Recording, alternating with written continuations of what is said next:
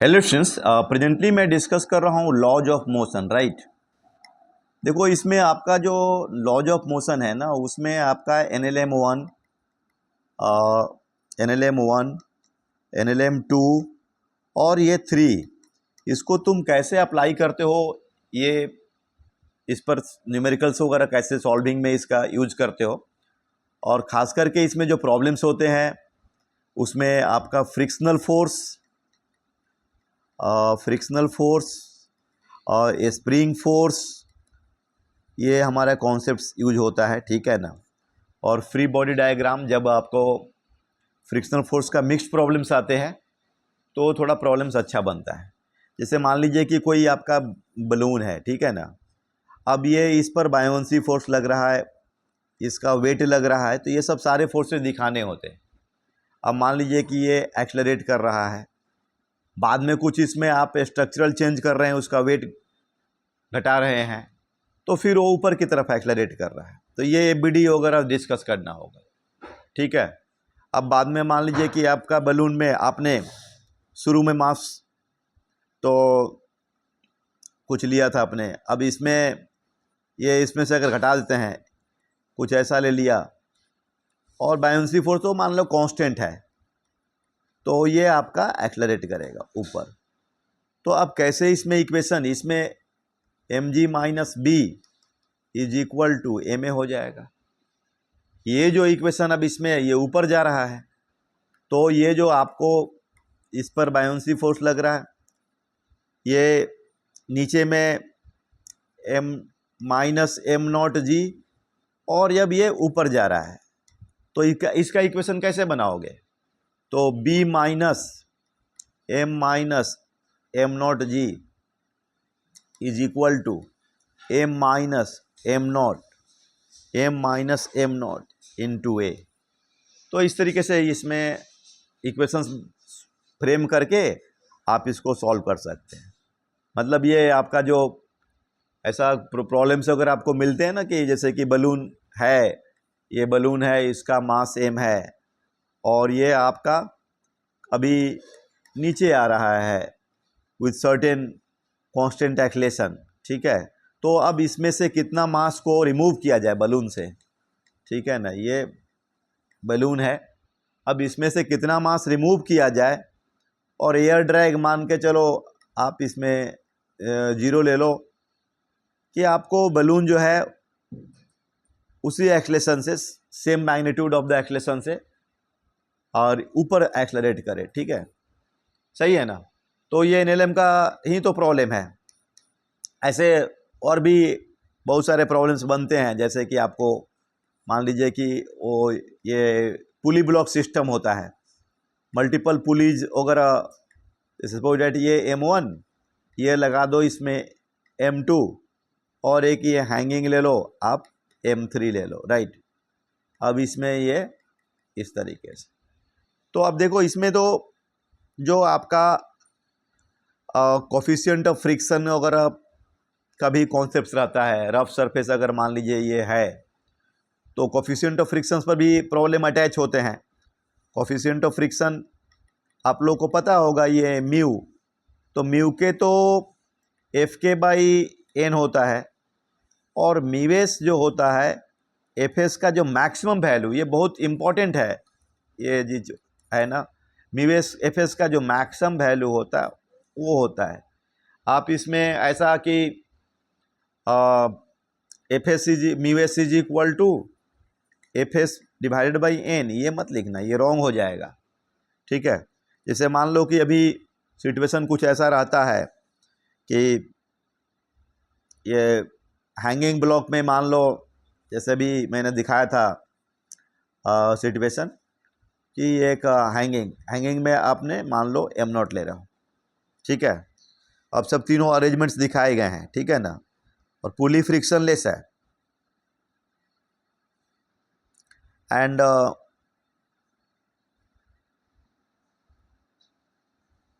अब जैसे ये सिचुएशन था ना, ये मान लो M1 है, ले लो ना आप, इसको M2 ले लो, ठीक है। अब इसमें पुली लगा दो और इसमें रस्सी लगा दो, ये M0 हैंग कर रहा है, ठीक है ना। सबका मान लो m0, m1 एंड m, तीनों m0, m1 और m2 सबका मास आप चलो m ले लो, ठीक है। तो अब इसमें ऐसा है कि आपको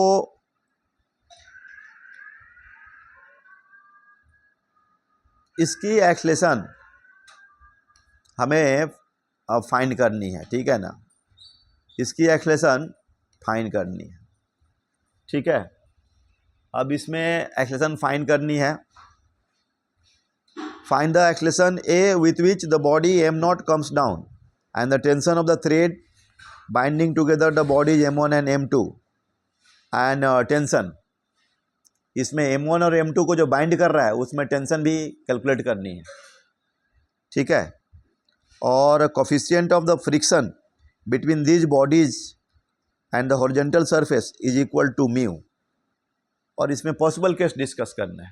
तो ये बता सकते हैं क्या इसमें क्या पॉसिबल केसेस हैं? मेन इंपॉर्टेंट यही है।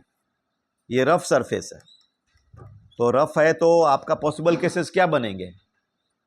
पॉसिबल केसेस इसमें क्या बनने वाला है ये डिस्कस करना पड़ेगा, ठीक है।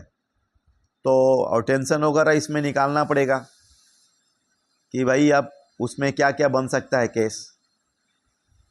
तो नेट पुलिंग फोर्स जो है दो, इसमें पॉसिबल केसेस दो तरह का हो सकता है। नेट पुलिंग फोर्स जो होगा एफ एल मतलब इसका जो मैक्सिमम वैल्यू, एफ एस का जो मैक्सिमम वैल्यू होगा, मतलब एफ एल आप ऐसा बोल सकते हैं greater than N P F, net pulling force, ये हो सकता है, या F L less than N P F, ये हो सकता है। सही है ना? तो ये मेन केस बनता है। तो दोनों केस में टेंशन क्या होगा, एक्सेलेरेशन क्या होगा, ये डिस्कशन करना है। सिचुएशन आपको देख रहे हैं, है ना। तो m1 और m2 का तो मास क्या है, सेम है ना। तो fl का जो मैक्सिमम वैल्यू होगा, fl क्या होगा 2 mu M G plus mu M G plus mu M G. तो fl तुम्हारा क्या हो जाएगा 2 म्यू एम जी, यही होगा ना। तो ये हो गया तुम्हारा इसमें, ठीक है। और नेट पुलिंग फोर्स क्या है, एम जी है। तो ये बनता है कि अगर आपको 2 mu M G greater than और इक्वल टू, अगर एम जी होता है तो mu should be greater than equal to 1/2, ठीक है। Mu should be greater than 1/2। तो ये एक केस बना। तो अब बताओ तुम लोग मुझे कि इस सिचुएशन में अब एक्सेलेरेशन वगैरह, जैसे एक्चुअली इसमें आएगा सिचुएशन कि म्यू का वैल्यू अगर हाफ से ज़्यादा है तो ए का वैल्यू 0 और टी का वैल्यू एम जी। और भी बनता है म्यू लेस देन हाफ, तो यहाँ पर जो एक्सेलेरेशन का वैल्यू 1 - 2 μu/3g, ये देखना ये फैक्टर काम कर रहा है इसमें। और टेंशन में भी ये फैक्टर आएगा। टेंशन में तुम्हारा 1 + μ/3 × g। तो ये सब हमें डिस्कशन करना होगा। तो अब वो सेकेंड सिचुएशन भी हम लोग, पहला तो समझ में आ रहा होगा ना कि आपको जब ये म्यू आपका म्यू का जो value greater than equal to 1/2 है तो सब तो रुका हुआ है, ठीक है। इसमें एक्सेलेरेशन ए क्या होगा 0 होगा, ठीक है। और ये इसका देखो आप, जैसे ये रफ है ना, तो ये तुम्हारा m2 है, ये m1 ले लो, यहाँ पुली लगा दो ऐसा, और ये तुम्हारा कितना है m0। तो ये m0 जी, तीनों का तो मास सेम दिया हुआ है। तो m0 जी ये तुम्हारा इस पे T1, इस पे T1, और ये आपका T2, और T1 = T2 हो रहा है, ठीक है। और इसकी वैल्यू हो रही है m0 जी। तो आई होप कि ये आपको समझ में आ रहे होगे, अंडरस्टैंडिंग हो रही है। अब ये सोचना वो वाला केस जो है कि आपका जो FL जो है less than N P F है, तो एफ एल तो 2 म्यू एम जी होगा और लेस देन एम जी होगा, तो ये आपको म्यू लेस देन हाफ, तो सिस्टम क्या करेगा, एक्सलरेट करेगा। ठीक है, तो ये हमें इसको समझना पड़ेगा। ठीक है ना, इसमें सिस्टम एक्सलरेट करेगा। तो अब इसमें कैसे डिस्कशन करेंगे, इसका ए का फॉर्मूला क्या होता है बोलो, एन पी एफ माइनस ये देखना, अच्छा minus F L and total mass T M. तो इसमें तुम्हारा एन पी एफ हो गया एम जी और minus 2 mu M G and divide by 3 M total mass to the pulled. तो ये हो गया A is equal to 1 minus 2 mu divide by 3 into G हो गया। तो देखना ये जो net pulling force by total mass, ये formula A is equal to, तो ये भी आपका एनएलएम में ये सेकंड लॉ का ही पार्ट है, इसको आप यूज़ कर सकते हैं। और फिर वो इसका हो गया ये एक्सलेशन। ठीक है ना, और अगर आप टेंशन निकालना चाहते हो तो चलो M2 को देखो, तो M2 को तो मान लो ये T2, तो ये A2 या you can say A here, तो अपन T2 minus mu M G is equal to how much, T minus mu M G is equal to M and अपन 1 minus 2 mu divide by 3G, right. तो ये ध्यान देना है कि T is equal to T2 is equal to 1 plus mu 3 M G. मतलब ये किस तरीके से, एक्चुअली ये कोफिशिएंट है म्यू, तो कोफिशिएंट है तो एक नंबर है ये, इसमें कोई डायमेंशन नहीं होता है। तो उसका जो होता है आपको कैसे वो एक्सलरेशन में देखिए आकर के वो फैक्टर के फॉर्म में 2 म्यू फैक्टर आ रहा है, एक नंबर जैसा ये बिहेव कर रहा है। और टेंशन में भी ये आप देखिए 1 प्लस म्यू एंड ये इस तरीके से आपका ये फैक्टर काम कर रहा है।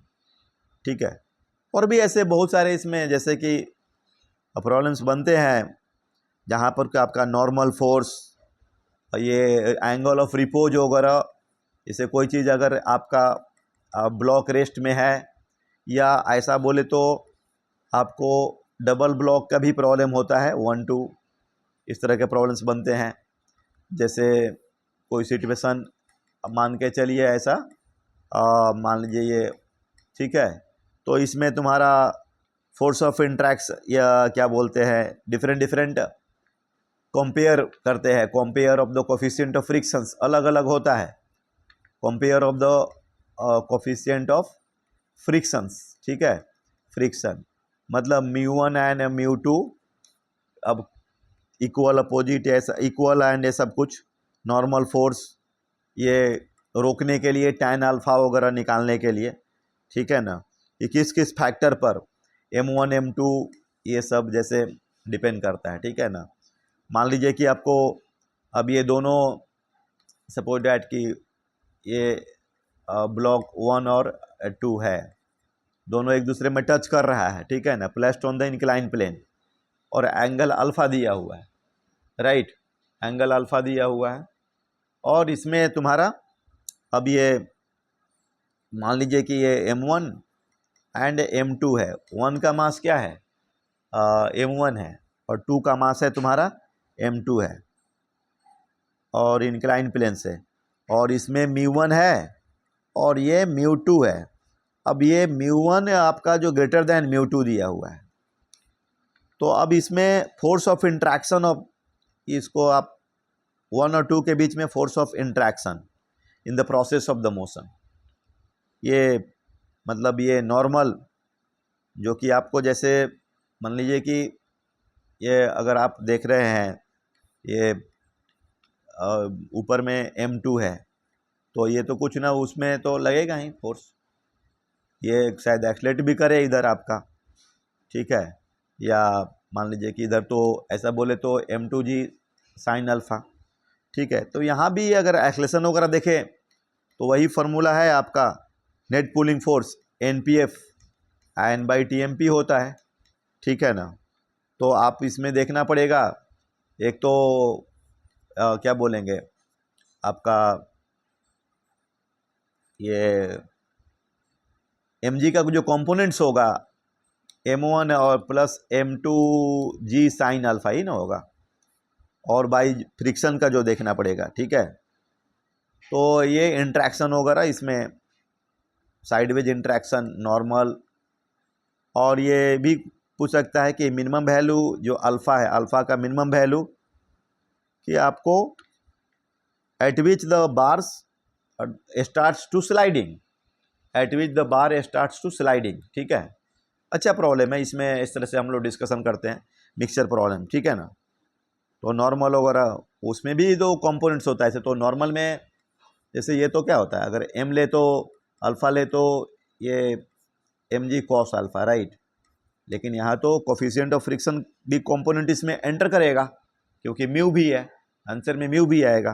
तो चलो करते हैं इसको सॉल्व में, इसमें प्रॉब्लम्स में कि मतलब आपको क्या a इज इक्वल टू कितना हो जाएगा, a is equal to NPF by total mass to the pulled, तो टोटल मास, तो ये m1 plus m2 g sine alpha minus μ1 m1g cos alpha, μ1 m1g cos alpha minus μ2 m2g cos alpha divide by m1 plus m2। ये हो गया acceleration, ठीक है। अब बताओ, ये तो एक्सलेशन मिल गया, अब हमें तो साइडवेज इंट्रैक्शन निकालना है। अब बस ये ध्यान देना, इसमें μ1 ग्रेटर दैन μ2 दिया, μ1 ग्रेटर दैन μ2 दिया है, इसका मतलब कि वो कांटेक्ट मेंटेन हो रहा है, कांटेक्ट जो है ये मेंटेन हो रहा है, राइट।